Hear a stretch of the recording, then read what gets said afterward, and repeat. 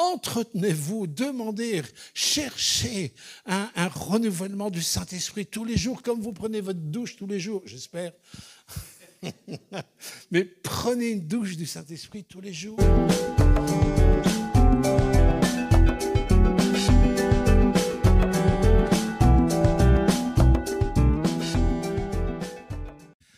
Bonjour à chacun et à chacune. C'est une grande joie pour moi d'être parmi vous. Je me sens vraiment à la maison ici, dans cette église. Il y a une bonne atmosphère, pas vrai? Hier soir, j'ai dit, Seigneur, c'est toi qui sais exactement dans quel sens aller. Il n'y a que toi seul qui peux savoir vraiment dans quelle direction aller. Et Dieu m'a mis une parole sur mon cœur hier soir et que je vais vous transmettre ce matin. Alors pour ceux qui ne me connaissent pas, je fais partie des plus jeunes de l'équipe. Je suis fier de le dire, hein. J'ai fêté mes 70 ans là, le 9 juin. Et tout en fêtant mes 70 ans, je suis très heureux de vous dire, je fais partie des plus jeunes.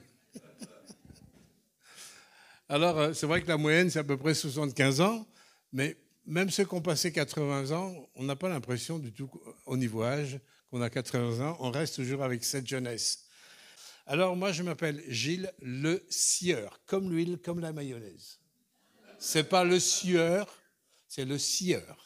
J'insiste parce que j'ai des problèmes administratifs. Ils me mettent un U au lieu de me mettre un I, et du coup, ils ne trouvent jamais mes dossiers administratifs. Alors, c'est le sieur, comme l'huile. Je suis un homme d'onction. Riez pas trop, ça va tourner au vinaigre.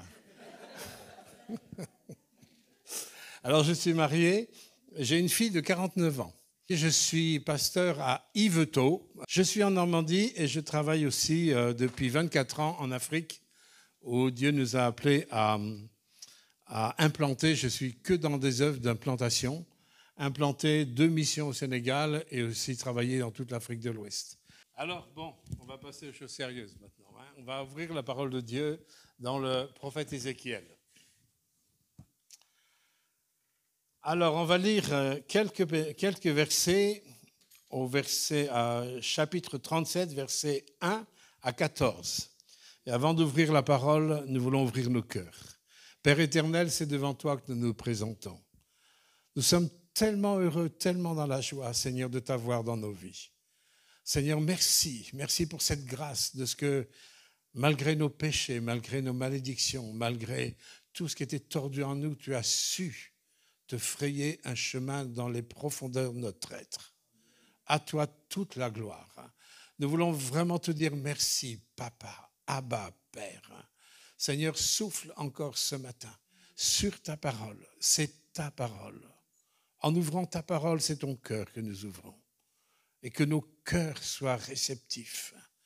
Donne-moi, Seigneur, la grâce de libérer la vie ce matin, dans la puissance du nom de Jésus. Amen. Vous savez que l'Esprit en nous, comme Michel nous l'a chanté tout à l'heure, crie Abba Père.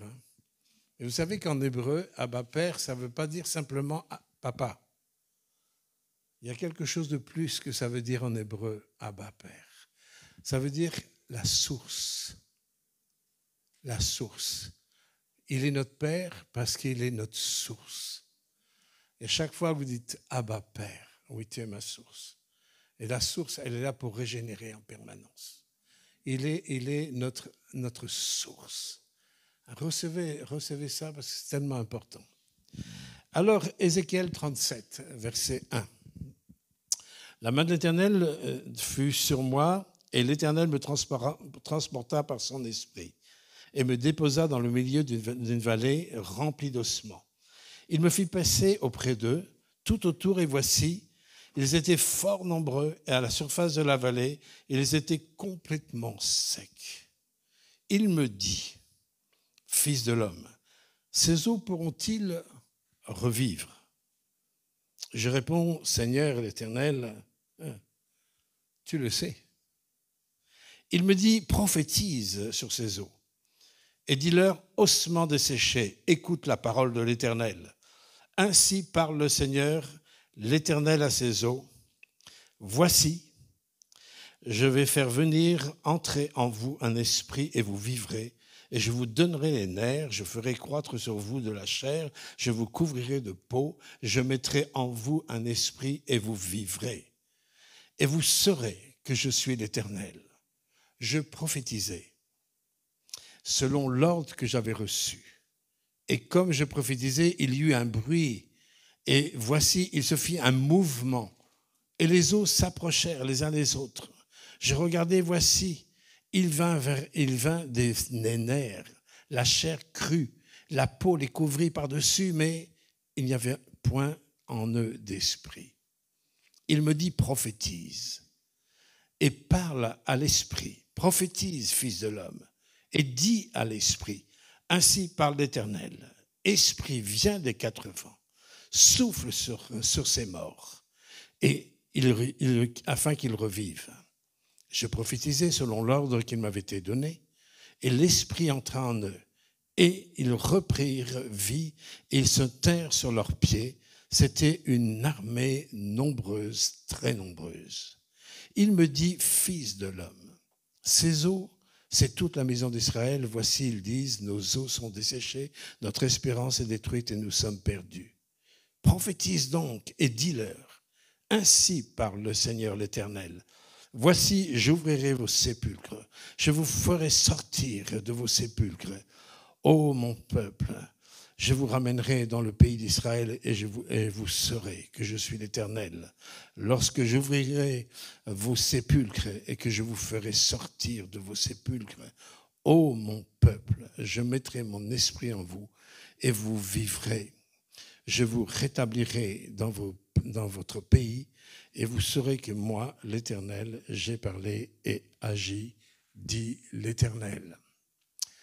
Ce texte, bien sûr, est un texte qui a une relation directe avec le peuple d'Israël, mais même si c'est un texte prophétique pour Israël, c'est un texte qui nous parle.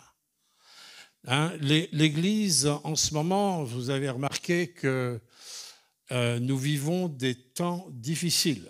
Nous, je ne sais pas dans votre région, mais nous avons tous nos panneaux d'entrée de ville qui sont mis à l'envers.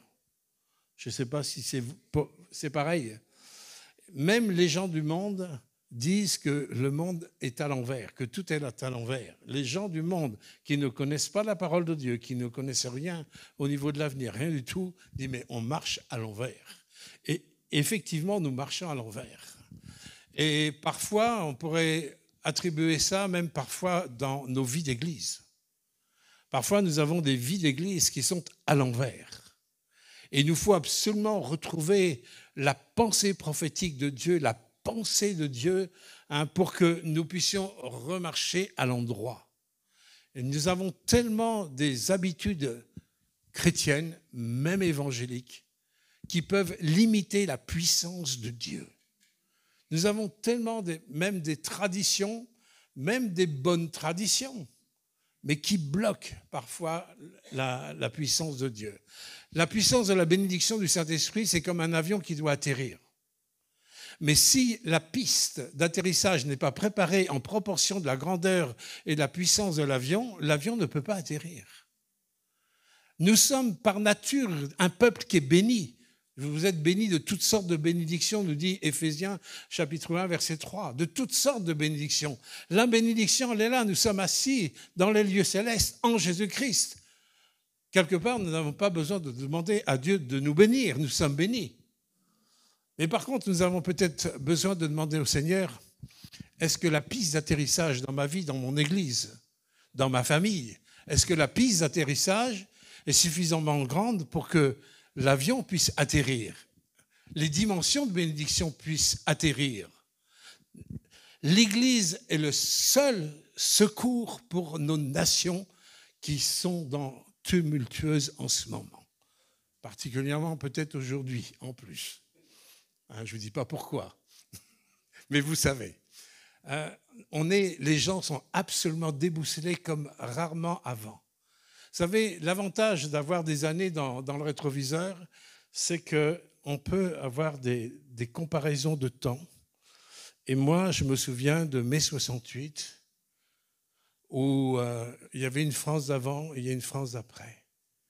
J'étais un 68ard, j'étais un anti-Dieu, j'étais un beatnik des années 68. Ni Dieu ni maître interdit d'interdire.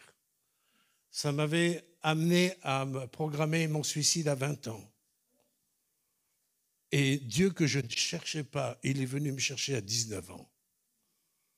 J'ai eu la révélation de Christ. Christ qui m'aime. Je n'ai pas eu la révélation d'une religion quelconque. D'ailleurs, je n'ai même pas jamais été à un culte, rien du tout. J'ai eu cette révélation dans ma chambre de Jésus-Christ, vivant, m'aimant, me pardonnant, me purifiant. Et ça fait 51 ans de ça. Et c'est ce Jésus-là que je veux vraiment revenir à ce qu'on va dire ce matin. C'est ce Jésus qui n'a accompli aucun miracle tant qu'il n'a pas été reçu l'effusion du Saint-Esprit sur sa propre vie au moment de son baptême.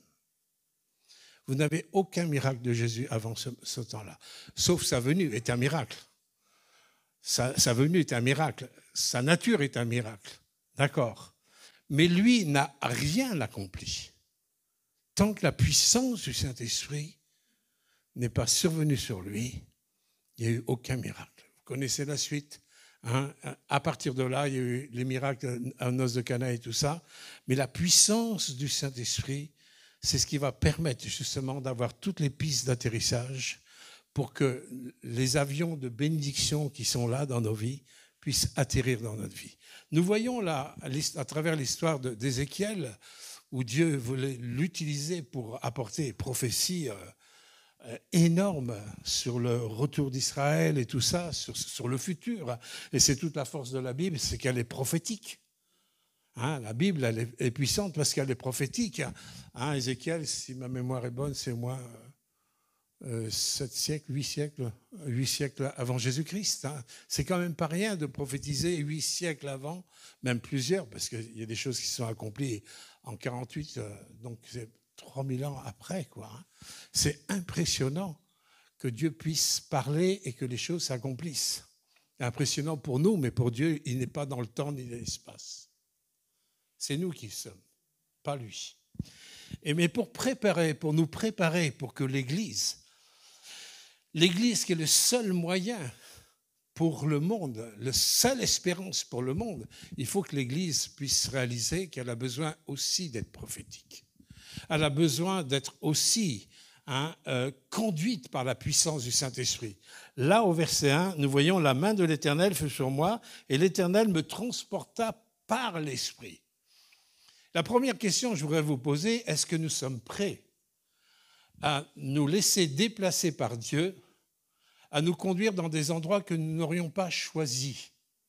Hello?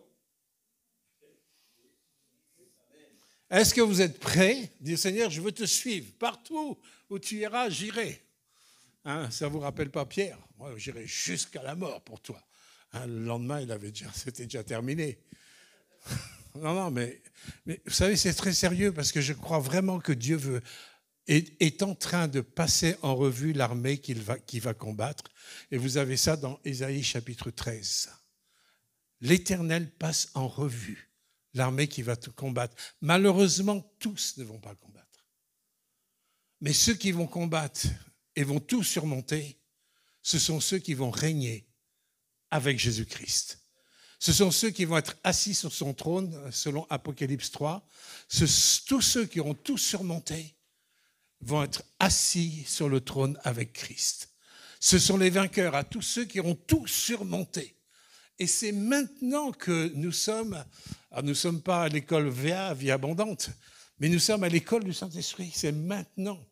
Votre quotidien est une école biblique tous les jours. Votre quotidien, que vous viviez des choses injustes, que vous viviez des temps où vous n'entendiez pas la voix de Dieu ou autre, nous sommes dans une école biblique permanente parce que vous êtes dans une alliance avec Dieu et vous n'êtes pas dans la main de l'ennemi, vous êtes dans la main de Dieu. Amen. Et Ézéchiel était dans la main de Dieu et il était flexible. Et je veux dire, on est heureux quand Dieu nous conduit par le Saint-Esprit, quand on voit des prodiges, des miracles, toutes sortes de choses, mais d'être conduit dans une vallée de mort, très encourageant. Sommes-nous prêts d'être choqués par nos principes, d'être choqués par nos préjugés, parfois, même religieux? Dire, Seigneur, pourtant, tu es le prince de la vie, pourquoi tu m'emmènes là où il y a la mort? Bien-aimés, il faut que nous puissions regarder avec les yeux du Saint-Esprit que la mort, elle se trouve même parfois dans les églises, que la mort, elle est tout autour de nous. La mort, elle est partout. Et quelque part, l'église, elle est placée aussi dans une vallée d'eau séchée. La différence entre Dieu et Ézéchiel, c'est que Ézéchiel, lui, il voyait que des eaux secs. Et parfois, lorsque nous regardons le monde, c'est foutu, c'est terminé. On ne peut plus rien faire avec. C'est pas possible qu'on puisse faire quelque chose avec ce monde qui a été tellement loin contre les choses de Dieu. Si vous m'aviez connu la veille de ma conversion, simplement la veille, vous n'auriez même pas misé 1 centime sur ma conversion. Simplement 24 heures avant. Faites attention, faisons attention. Parfois, les plus éloignés sont les plus proches. Tout à l'heure, on a entendu les témoignages de prostituées. Et il y a une raison, si Jésus a dit, mais elles vous devanceront dans le royaume de Dieu. Vous savez, quand on est conscient de notre péché, c'est là qu'on est prêt à un tsunami d'amour par Dieu.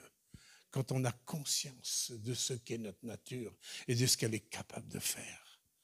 Capable du pire, peut-être comme du meilleur, mais nous sommes capables du pire. Et quand on en est conscient, on sait ce que ça veut dire que la grâce. On sait ce que ça veut dire que le pardon.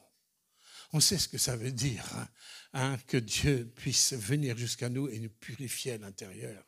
Ce n'est pas que des mots. C'est une réalité dans nos tripes, dans nos entrailles. Et c'est pour ça que l'équipe de Vie Abondante, 50 ans après, nous avons tout le temps le même zèle. Parce que notre zèle ne repose pas sur l'école biblique, elle nous repose sur la révélation de la puissance de Jésus-Christ. La motivation, elle est là. Il faut que l'Église regagne cette motivation totale. Nous sommes tellement englués par la pensée, les logiques du monde, les sagesses du monde, qui nous empêchent de voir la sagesse de Dieu. Est-ce que c'était sage d'emmener un prophète dans une vallée desséchée, là où il n'y a que la mort? Est-ce que c'est sage de laisser l'Église au milieu des loups et des brebis et des boucs? Est-ce que c'est sage d'être au milieu de ce monde qui a une haine contre Dieu? Est-ce que c'est sage? Oui, c'est sage. Parce que l'Église a sa responsabilité. Comment vois-tu ceux qui sont morts autour de toi? Et déjà, comment toi tu te vois? Ézéchiel ne voyait que la mort autour de lui. Dieu voyait une armée. Dieu voyait une armée. Il voyait une armée qui était déjà prête. Dieu, quand il te regarde, il te voit déjà comme un vainqueur. Ça ne peut pas être autrement. Vous savez, quand je transvase, essayez d'imaginer, à côté de ce verre, une coupe en or avec de l'eau. La coupe en or, c'est Dieu qui verse dans ce verre tout à fait basique, classique, ça pourrait être une timbale en carton, qui verse l'eau. Est-ce que le contenant va changer le contenu?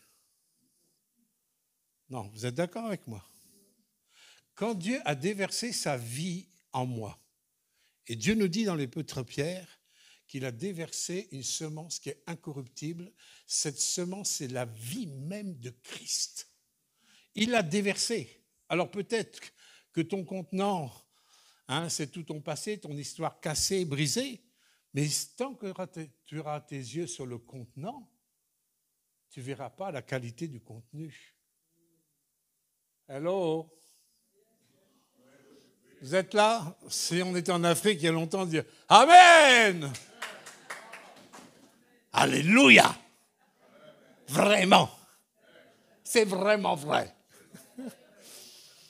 Arrêtez de regarder à votre contenant ce que vous avez été ou ce que vous n'avez pas été. Tous les dégâts du péché, des raisonnements et des blessures et des souffrances. Arrêtez. Vous avez à l'intérieur, ce qui est dans le verre, c'est ce qui est dans la bouteille. Dieu, il a déversé sa vie. Ça, c'est le miracle de la puissance de la nouvelle naissance. Vous n'êtes pas n'importe qui. Arrêtez de vous dévaluer. Arrêtez de tourner en rond sur ce que vous n'êtes pas encore à vos yeux. Mais en Christ, en Christ, en Christ, vous êtes dans la perfection. Le cantique des cantiques nous dit, tu es noire, mais tu es belle. Dieu voit l'Église. Il dit, oui, ce n'est pas une question de couleur de peau. Oui, l'Église était noire par son péché. Oui, nous avons été souillés. Oui, nous avons été pécheurs. Nous avons offensé Dieu. Nous avons fait souffrir Dieu. Oui, c'est vrai. Tous ont péché, tous. Tous sont privés de la gloire de Dieu. Mais la grandeur du cœur de Dieu, de l'amour de Dieu, qui est venu jusqu'à nous pour nous déverser son contenant. Ça fait du bien en passant. Le contenant, mes bien-aimés, qui est en vous, c'est la victoire de Christ. Le contenant, c'est la nature de Christ.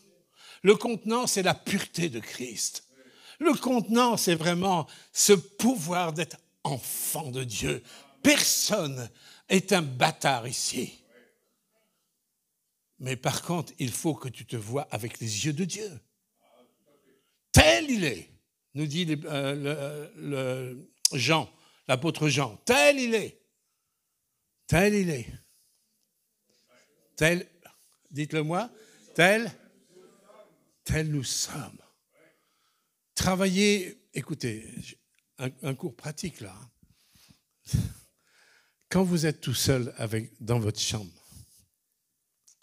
rappelez-vous ça. Dire, Seigneur, mes yeux ont été sur le contenant. Trop souvent, je me suis plaint, j'ai gémi, j'ai ceci, j'ai cela. Oui, tout ça c'est vrai, tout ça c'est légitime sur le plan humain. On ne nie pas ces souffrances, on ne nie pas notre passé, on ne nie rien de tout ça. Mais parce que toi, tu es venu exprès pour ça, je ne vais certainement pas continuer en gardant ça dans ma vie pour continuer les galères avec une couleur chrétienne. Certainement pas. Je veux être ce soldat dont l'Éternel passe en revue et pour vraiment apporter la vie dans cette vallée de mort. Vous en êtes capable. Il vous a rendu capable, mes bien-aimés. Ne pensez pas que vous n'êtes pas capable, mais même si votre raison, votre intelligence vous dit que vous n'êtes pas capable, ça, maintenant, c'est un mensonge. Il nous a rendus capables. Et nous sommes capables d'aimer, nous sommes capables d'aimer sans condition. Nous sommes capables de pardonner sans condition. Nous sommes capables de briser toute forme de jugement sur les uns, sur les autres. Dieu nous a rendus capables parce qu'il a mis un contenu dans le contenant. Nous avons simplement besoin de le faire sortir. Alors, à un moment donné, Dieu pose cette question à l'apôtre, au prophète. Que vois-tu ? Des os, la mort partout. Alors le Seigneur, vous savez, il est très pédagogue, il va dire, maintenant, tu vas parler. Il ne lui a pas dit ce qu'il va faire à la fin, le Seigneur. C'est-à-dire qu'il avait toujours les os desséchés, toujours la mort sous ses yeux. Dieu, il connaît la fin, mais il ne nous l'annonce pas tout de suite. Un pas après l'autre, step by step, comme disent les Anglais. Un pas après l'autre. Et pour pouvoir atteindre le but, pour pouvoir bien construire la piste d'atterrissage, il va falloir que j'écoute celui qui est le grand constructeur en toutes choses, donc notre Créateur. Et notre Créateur, il va dire, pour éduquer le prophète, il va dire, maintenant tu vois ça avec tes yeux, mais moi je te demande de parler. Pourquoi Dieu nous demande de parler ? Parce qu'il nous a créés à sa ressemblance. Il nous a créés à son image. Et être créé à son image, à sa ressemblance, vous savez, quand Dieu a créé l'homme, il s'est adressé à lui-même. Quand il a créé la nature, les animaux, il s'est adressé aux éléments. Mais quand il nous a créés, il s'est adressé à lui-même. Faisons l'homme à notre image, à notre ressemblance. Et pourquoi c'est important?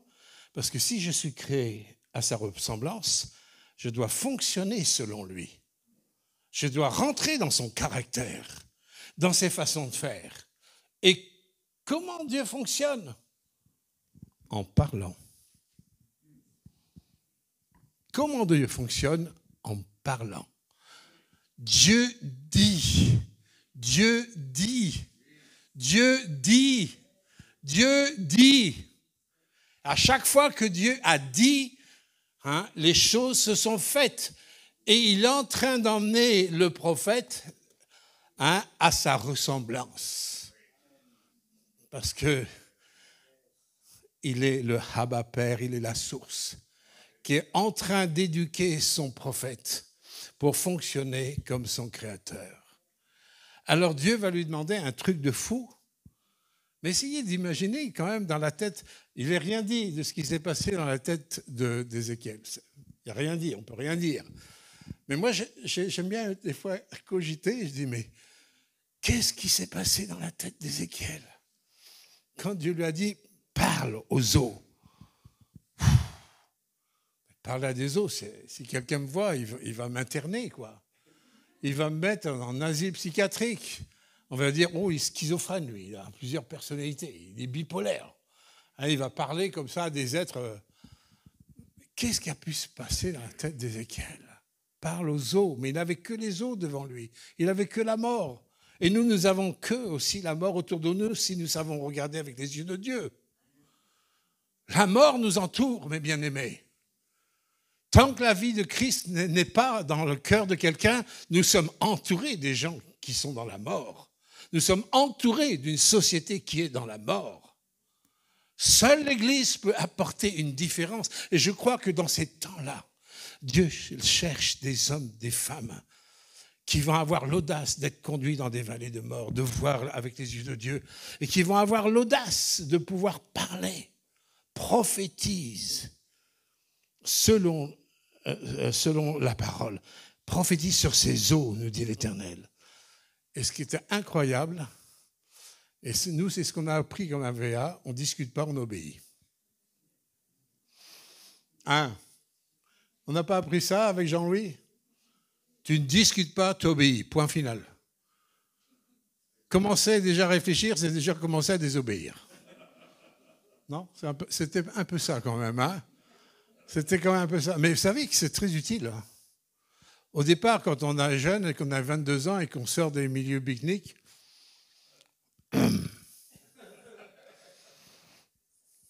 une fois, j'ai raconté à mes frères que j'ai voulu me casser. J'ai voulu partir. Et heureusement que Dieu a utilisé le petit père Louis Reynaud, qui m'a remis sur les rails. Heureusement, je ne serais pas là aujourd'hui. J'aurais loupé ma destinée. Il y a des fois des éducations, des formations qui ne sont pas faciles. Mais je vous pose une question. J'enlève mes lunettes pour bien vous regarder dans les yeux. Y a-t-il une formation facile quelque part? Y a-t-il une formation facile quelque part? Comment sont formées les élites de l'armée? Allez voir comment ils sont formés. Vous allez comprendre. C'est pas facile. Et c'est pas facile d'apprendre à penser comme Dieu. Parce qu'il pense différemment que nous. Ou nous pensons différemment que lui plutôt. C'est pas facile d'agir et d'obéir. Parce que c'est l'inverse de nous. Et c'est pour ça que si on commence à discuter, il dit oui, mais... Et nous, les latins, on aime bien ça. Oui, mais... C'est pas facile. Et à un moment donné, dans l'obéissance, il y a comme une circoncision dans le cœur qui va se faire. Voilà, Christ est mon roi. Je vais être flexible. Je vais obéir. Je vais dire oui. Et heureusement qu'Ézéchiel n'a pas discuté avec eux. Il n'y a pas de négociation. Il n'a pas été chercher la CGT pour descendre dans la rue. Qu'est-ce que Dieu me dit là? Non, non. Il a prophétisé. Et regardez, quand il a commencé à prophétiser, au verset 8, 7 et 8, quand il a commencé à parler, écoutez bien, un bruit est arrivé. Il y a eu un bruit. Ce bruit me rappelle le bruit qu'il y a eu le jour de la Pentecôte. Le jour de la Pentecôte, un bruit est arrivé. Le Saint-Esprit commençait à venir. Au moment où la parole est libérée, regardez la puissance de la parole. Proverbe 18, 21, de ta bouche sort la vie ou la mort. Tu ne peux pas sortir quelque chose d'entre deux. Il n'y a pas d'entre deux. Ça paraît radical. Oui, c'est radical. Parce qu'il y a soit l'enfer, soit le paradis avec Dieu. Il y a la lumière, soit les ténèbres. Il n'y a pas d'entre-deux. Et nous sommes les gens de entre-deux. Et parfois, l'Église de Jésus-Christ, elle est dans le entre-deux. Oui, mais oui, je ne peux pas à cause de ça, je ne peux pas. Écoute, tu as mis qui à la première place? Est-ce que Dieu est la roue de secours? Ou est-ce qu'il est le conducteur? Tu te laisses conduire par le Saint-Esprit, même dans des vallées desséchées. Hello. M'encourager. Merci, j'en profite. Merci. Regardez, au moment où le prophète libère la parole, et je crois que lorsque vous allez rentrer dans cette dimension-là, que Dieu vous mettra dans des situations où le Seigneur dit, libère la parole. Dans des cultes personnels ou ensemble dans des réunions de prière, libère la parole. Tu seras étonné de l'efficacité. Je vous ai parlé de 68. Mais regardez, en 68, qu'est-ce qui s'est passé? Il y a eu une libération de la parole satanique. En 68, moi j'ai vu avec mes propres yeux, j'avais 14 ans, mais je me souviens bien, sur les murs, c'était écrit partout, ni Dieu, ni maître interdit d'interdire. 56 ans après, qu'est-ce que nous vivons? Qu'est-ce que nous vivons? Nous vivons les conséquences de ces paroles-là. De quels que soient les mouvements politiques qu'il y a eu depuis, quels que soient. Et après 68, on a déglingué le général de Gaulle, on l'a mis. Le général de Gaulle représentait une autorité avec un cœur qui aimait sa nation. Seul président qui payait ses factures d'électricité à l'Élysée et ses factures de téléphone à l'Élysée. Seul. Je ferme la parenthèse, je ne fais pas de politique, d'accord ? Mais cette figure d'autorité a été déglinguée. Ni Dieu, ni maître interdit d'interdire. 69, c'était fini. En 68, il était mort. Mais il y a eu une dégradation dans les valeurs. La liberté sexuelle qui a touché, en fin de compte, les familles même. L'ennemi a réussi, par la liberté sexuelle, à toucher la famille, qui est la première cellule de la société, par une proclamation. Bien sûr, le péché a toujours existé, oui, mais on savait que c'était mal. Aujourd'hui, on est dans ce que le prophète a annoncé, on appelle le mal bien et le bien mal, ce qui aurait été impossible en 68. En 68, avant 68, on n'aurait pas pu. On n'aurait pas pu ça. D'ailleurs, même David Wilkerson, qui avait prophétisé qu'il y aurait des mariages homosexuels dans les églises, en 73, beaucoup l'ont pris pour un mystique, pour un déséquilibré, qu'il allait trop loin dans ses prophéties, tout ça. Je dirais, malheureusement, il avait raison. Aujourd'hui, on ne peut même pas discuter ça. Sa prophétie, malheureusement, elle s'est accomplie. Vous voyez, je vous sensibilise pour la puissance de la parole. Si la parole de l'ennemi elle a son efficacité dans la proclamation, d'autant plus ceux qui sont avec le roi des rois. L'ennemi doit avoir peur de l'Église qui proclame.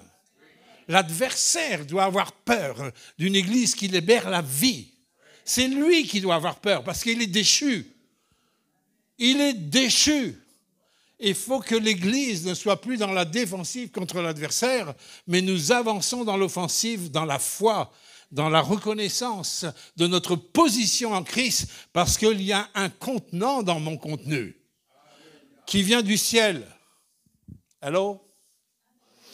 Le prophète donc a commencé à apprendre à libérer des choses complètement folles sur des situations folles. Et dans cette armée des temps de la fin, Dieu, je suis convaincu, va nous appeler à faire la même chose. Alors, je ne dis pas dans le même contexte comme ça, mais en tous les cas, il faut que nous puissions nous armer et dire, Seigneur, rends-moi flexible, rends-moi souple dans ta main quand tu vas me demander des choses qui vont bousculer ma raison, qui va bousculer ma sagesse, qui va bousculer ma logique. Donne-moi cette flexibilité que Ézéchiel a pu avoir.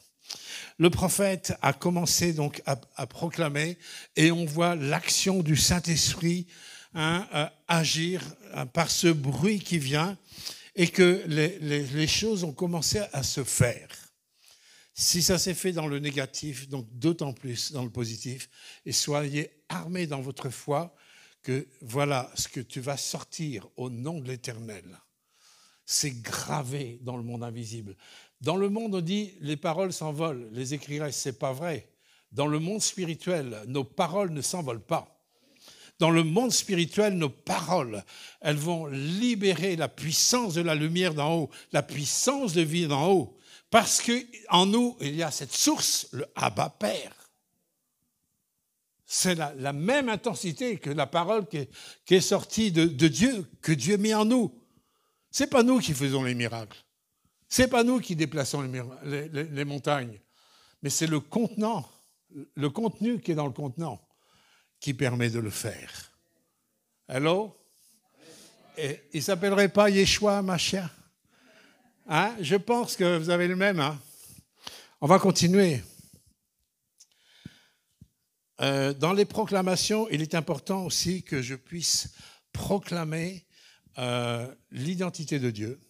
Combien nous voyons, hein, on voit dans Acte 4, par exemple, la prière de la première Église, hein, qui élève tous ensemble leur voix vers l'Éternel. Ils vivent un temps de persécution. Et moi, ce qui m'a toujours étonné dans la prière de cette première Église, c'est qu'ils ne demandent pas à Dieu d'être libérés de la persécution.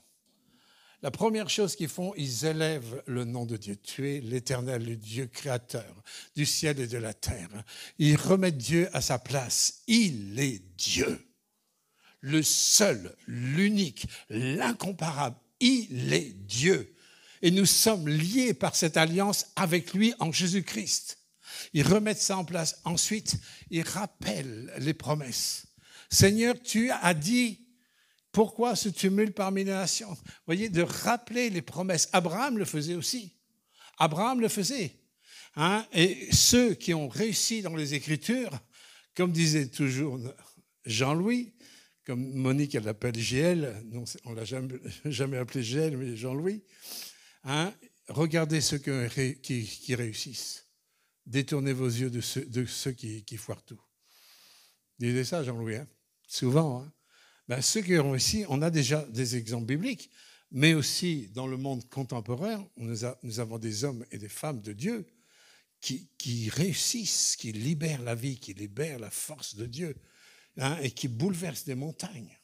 Moi, quand j'ai entendu le témoignage là, qu'Edith, là, moi, mon cœur est brisé de voir ces femmes là, comme ça. Là. Mais quelque part, je dis, Seigneur, il faut absolument maintenant, il y a un palier plus loin. Envoie ta parole, parce que ces femmes, elles ont besoin d'être libérées de ce cercle-là. Comprenez? C'est un pas, mais il ne faut surtout pas se contenter de ce pas. Mais pour pouvoir le faire, qui est-ce qui sait? Ce n'est pas nous. Aucun serviteur ne sait. On sait quand on reçoit. Comme Ézéchiel, il a reçu, du coup, il a été efficace. Est-ce que je peux aussi me rappeler bien l'identité de Dieu, parce que l'identité de Dieu est ton identité. Est-ce que Dieu n'a pas dit dans le psaume 82, vous êtes des dieux? C'est un texte qui gêne plusieurs pasteurs, ça. C'est gênant pour... des fois, on ne parle pas beaucoup du psaume 82. Même Jésus a rappelé ce psaume. Pourquoi Dieu dit ça?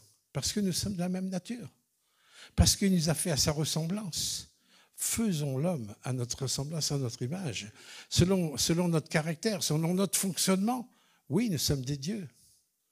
Nous ne sommes pas Dieu. Mais il a fait de nous la nature divine. Il a mis, alors, qui a été coupé, mais qui est remis en Jésus-Christ. Hello? Ça vous choque pas trop? Ça choque pas trop, pasteur? Hein? De toute façon, c'est pas grave, moi je m'en vais ce soir. Hein. Tu t'arrangeras. Hein. J'aimerais, je ne veux pas trop tarder, j'aimerais simplement aussi vous rappeler ce que Jésus, pour un peu terminer, je ne peux pas aller trop dans les détails, parce que là on ne va pas manger à midi, voilà. Mais simplement, le but de Dieu, c'est d'ouvrir les sépulcres. Le but de Dieu, c'est d'ouvrir les sépulcres. Vous vous souvenez ce que Jésus a dit au monde religieux? Vous êtes des sépulcres blanchis.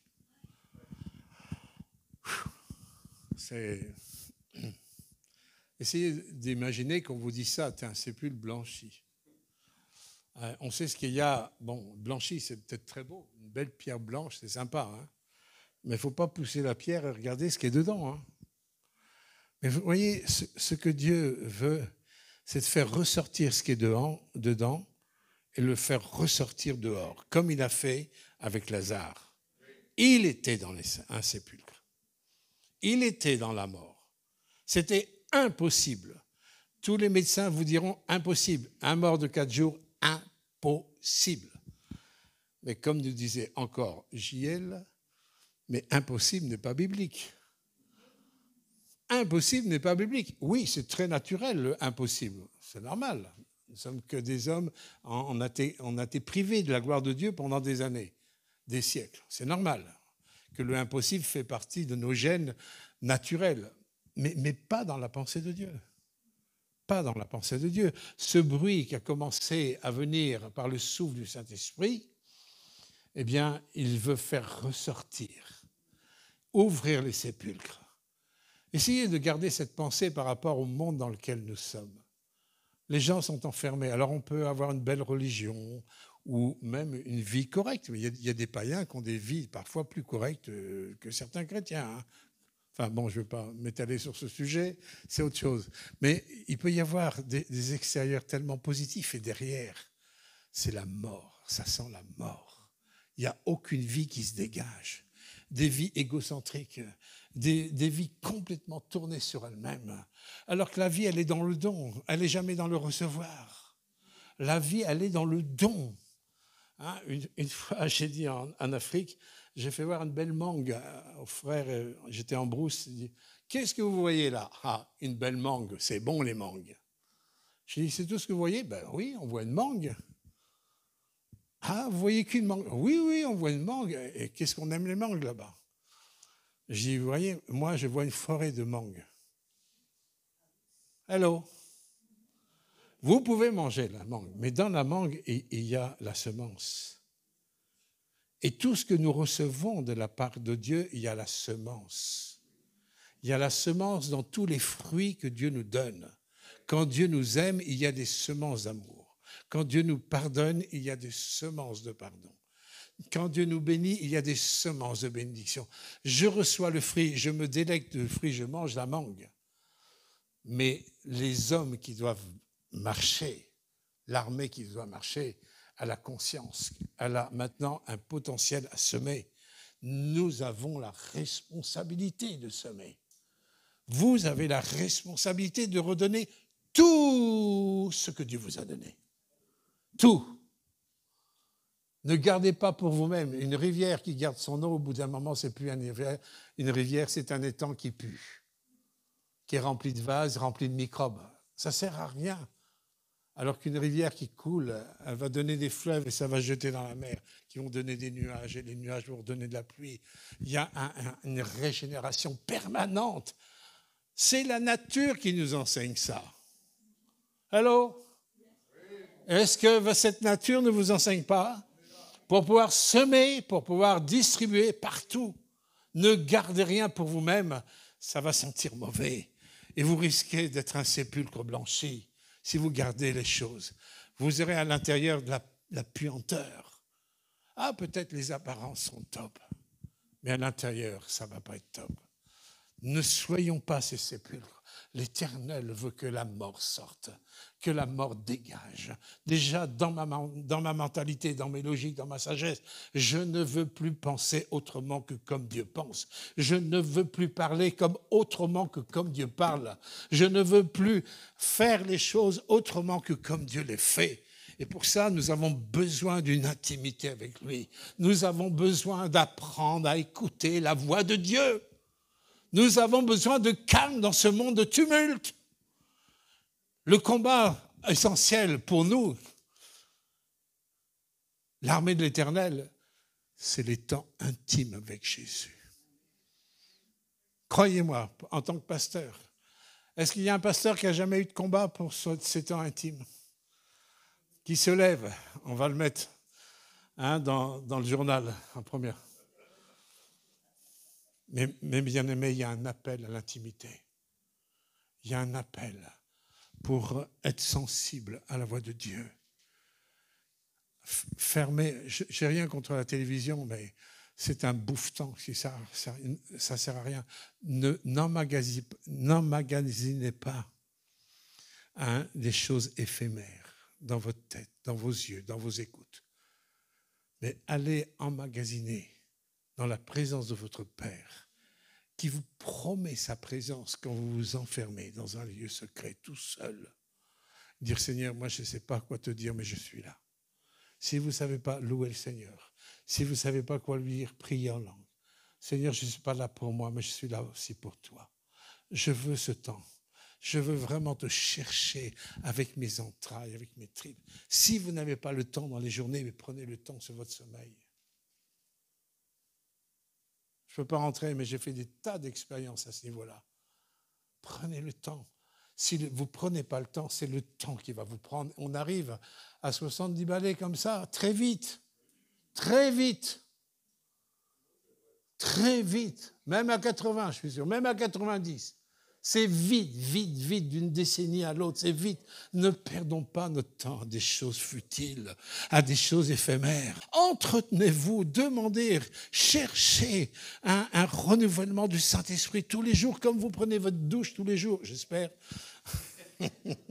Mais prenez une douche du Saint-Esprit tous les jours. Apprenez à affiner votre sensibilité. Dieu parle d'une manière pour l'un ou d'une manière pour l'autre, on est différents. Il nous a voulu différents. On a des sensibilités différentes. Il ne va pas forcément utiliser le même moyen pour l'un que pour l'autre.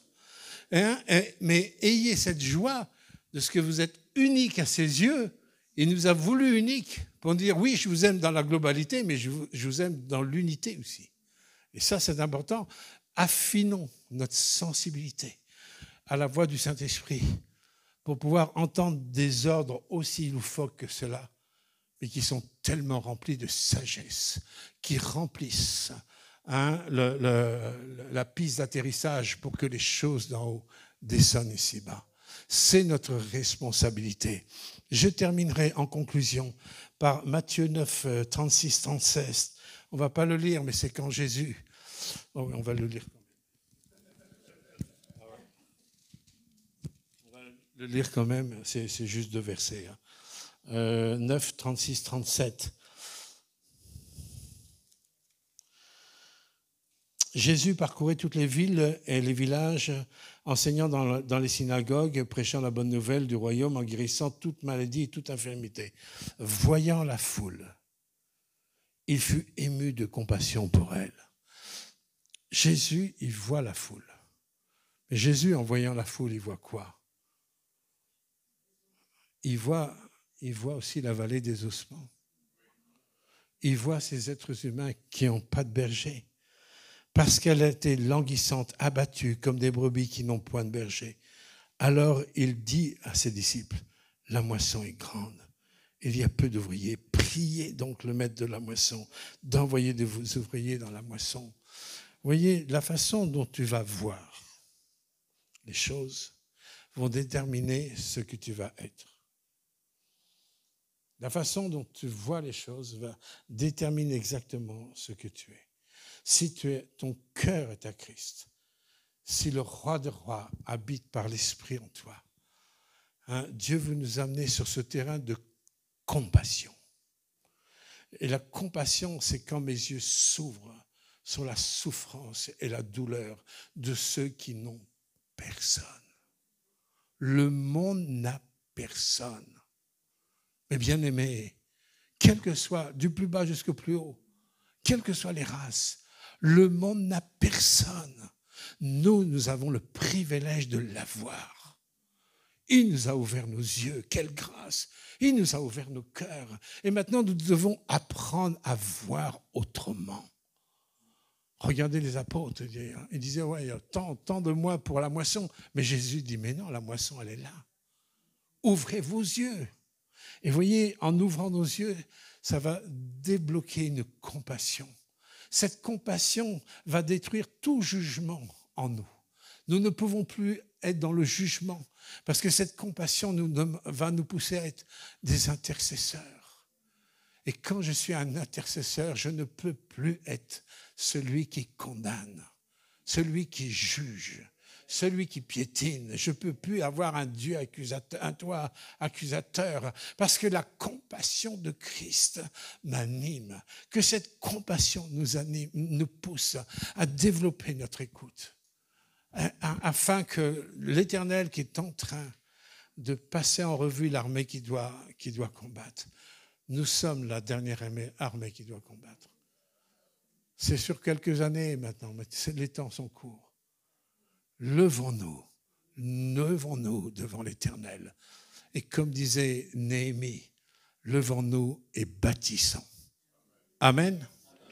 Seigneur, je veux te remercier de tout mon cœur. Je crois que tu as parlé, Seigneur, à mes bien-aimés comme tu m'as parlé. Merci de briser, Seigneur, tous nos prétentions de savoir, nos prétentions de connaissance. Merci, Seigneur, de nous apprendre comme tu as appris à Ézéchiel, pour soulever le voile, pour nous apprendre à voir comme toi. Merci de ce que tu nous as démontré concrètement dans ta personne, Jésus. Tu nous as démontré comment faire. Tu es notre modèle parfait.